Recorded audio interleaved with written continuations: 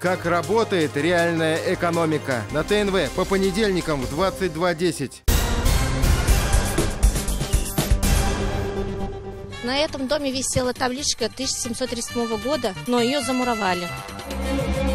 Замуровали демоны. Не при Иване Васильевиче, а при Анне Иоанновне был построен этот дом, говорит жительница села. Тайну раскрывает, а лицо просит не показывать. 1832 года постройки. В исполкоме Рыбно-Слободского района другая информация. Дом оказывается моложе на 95 лет. Выходит, строили при Николае Первом. В данном квартирном доме порядка 70 лет. Такая информация значится в реестре Государственной информационной системы ЖКХ. Значит, строили при Иосифе Сталине. И вот в этом молодеющем на глазах доме, по которому можно изучать исторические вехи государства российского, и кипят нешуточные страсти. Вот гниль, вот матка сгнил, вон они какие потолки, просто гниль. А говорят, вот даже вот взять с соседями, говорят, ну надо делать ремонт. Как здесь сделать ремонт? Дмитрий Котельников забрал мать к себе. Как женщине жить в квартире номер 2 при таких условиях? Около месяца назад рухнул потолок. Сначала в ванной, затем и на кухне. Из-за ЧП отключили газ. В квартире температура как на улице. Вот поставили заглушку, газовый котел демонтировали. Дмитрий вспоминает, бабушка рассказывала, как девочкой она приглядывала в этом доме за малышами. Этот дом и еще 2 здания, где сейчас расположен детский сад, клуб, сельская библиотека, вот они на карте, а также церковь, строил еще в царское время один знатный человек, заверяет нас Дмитрий. Здесь я живу, да. Моя семья из 5 человек. Алмаз Мифтеев – сосед матери Дмитрия. Он живет здесь с 5 лет, как родителям дали квартиру. И переезжать никуда не собирается. За состоянием квартиры следит. И крышу перестелил, и окна поменял. Я считаю, что этот дом не аварийный. Я считаю, что соседи просто приглядели крышу, дымоход и все. Вовремя они там не залатали дыру. Почему-то именно с той стороны все сгнившее. А тут все сухо. 10:30 пила. Вон сколько тут у меня написано таблеток. Вот. Любовь Ардашева после приезда районной комиссии не расстается с тонометром и таблетками. Сторожил дома жилец первой квартиры. Несмотря на трещины на потолке, съезжать тоже не хочет. Не готово.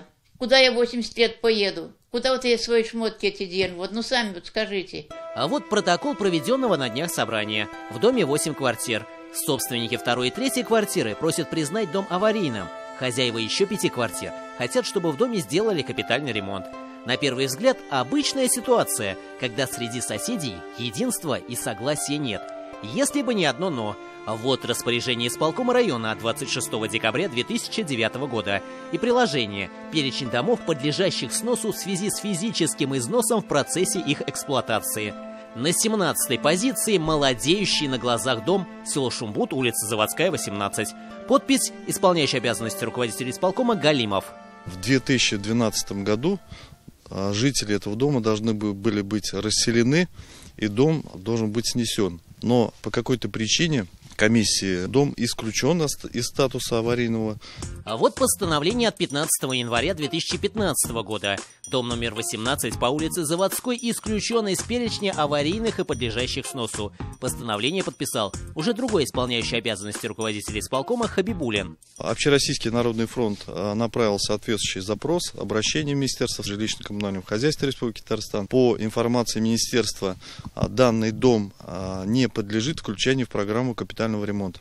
Если дом признан аварийным, собственники перестают оплачивать капитальный ремонт, отмечает исполнительный директор Центра общественного контроля в сфере ЖКХ. На счете нет средств, поэтому и в программу капитального ремонта включить нельзя. Дмитрий Романов говорит, что ситуация с домом номер 18 – это нонсенс для Татарстана, да и для России. Но если они его приняли аварийным, он обратно, то по какой причине-то опять стал нормальным? То есть это здесь непонятно. Либо ошибочно был признан аварийным, чтобы опять его сделать в ремонт. И это, я думаю, сделано с той целью, потому что нет денежных средств на то, чтобы переселить граждан из данного аварийного дома в новый дом. Признать аварийным жильем мы не имеем права. Для этого требуется заключение экспертизы. А вот вся абсурдная ситуация. Чтобы принять решение, в исполкоме района просят самих жителей сделать экспертизу. А это около 150 тысяч рублей. Интересуемся. Существует распоряжение 2009 года, где прописано, что дом подлежит сносу. Значит, экспертиза уже есть. Наш собеседник очень удивлен. В исполкоме даже попросили дать им копию распоряжения. Именно в 2009. В 2009, да. Исполняющий обязанности исполкома, да, подписано? Но данный момент я не могу ответить, то, что до этого. Мы с 3 мая как бы работаем здесь. Мы же решили выяснить судьбу еще 10 домов, что вместе с домом на Заводской в 2009-м тоже были признаны аварийными, а потом статус аварийный сняли. Наш дом, сказали, что он в аварийном состоянии, как бы должны были дать новые квартиры или на этом месте построить новый дом.